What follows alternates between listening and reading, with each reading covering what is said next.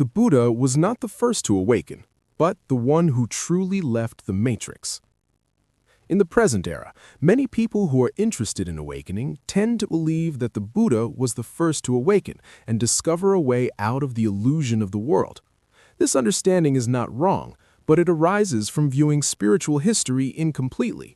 For if the Buddha were truly the first to awaken, why were there seekers of liberation hundreds of years before his time?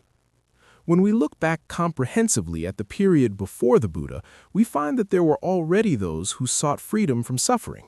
Brahmins, rishis, ascetics, and hermits, practitioners of deep meditation, those who attained high levels of jhana, and those who sought liberation from the cycle of birth and death. The Buddha himself did not begin from zero.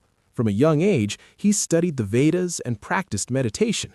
When he reached adulthood, he renounced worldly life, went to study, train, and test his practice under renowned ascetics of his time, not just one school, but two. He quickly attained the highest mental states taught in both traditions, to the point where his teachers had nothing left to teach him. This is a historical fact that is rarely emphasized. During that period, many were devoted to finding a way out of the world's allure, giving rise to numerous spiritual paths, such as Brahmanism with its ascetics and yogis who aimed towards stillness, emptiness, and withdrawal from the world, a tradition that existed nearly 1,000 years before the Buddha's birth.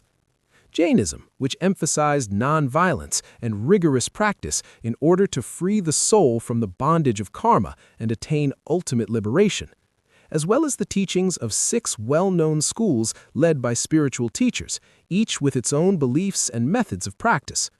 What all of these shared in common was the recognition that the world as we ordinarily cling to it is not the ultimate reality, or in contemporary language, they saw that the matrix is not real. And in this context, the matrix does not refer to the external world, but to the system of causes and conditions that allows birth to continue. So what then is the difference between the Buddha and these religions or schools? If the Buddha was not the first to see through the illusion, the essential question is not who saw it first, but who saw the entire mechanism and truly escaped from it. The Buddha did not stop at experience. He did not stop at peace. He did not stop at emptiness, and he did not stop at oneness. He saw that even the highest experiences still arise and pass away, still depend on conditions, and can still lead to rebirth. This is the point where all paths begin to diverge, between paths that merely step out temporarily and one that does not. Many approaches of that era, as well as in the present day, can take one outside the system temporarily, peaceful, empty, without a sense of self. But when conditions return, the system resumes its operation. The Buddha saw this clearly and did not accept it as the final answer. He did not ask, how can one be peaceful, but rather, what is the cause that makes rebirth happen again? What makes the Buddha distinctive is not the depth of experience, but the clarity of process. He systematically laid everything out: what suffering is, what causes suffering, how suffering ceases, and how one must proceed in order to truly end its causes. This is not a philosophical doctrine, but a practical map, a map that does not depend on a particular person, social class, or religion, that does not require special experiences or spiritual genius, and that can be transmitted and preserved without being lost. This does not mean that anyone was right or wrong. The Brahmins were not wrong, the Jains were not wrong, the 6 teachers and the yogis were not wrong. They truly awakened, but they remained harmonized with the matrix, or attempted to untangle karma within the matrix, or exited the matrix only at intervals. The Buddha chose a different path, not adapting to the system, not escaping the system, but extinguishing the conditions of the system.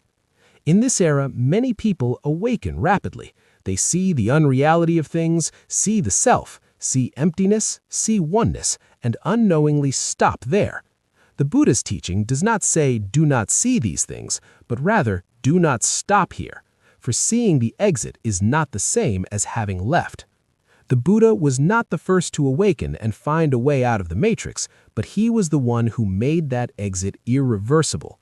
Not because he was more special than anyone else, but because he did not accept any answer that still left conditions for rebirth intact. And if there is still anything in us that is willing to return to being born again, that is precisely what the Buddha never ceased to observe. This is why his teaching has not been lost to time, even after thousands of years.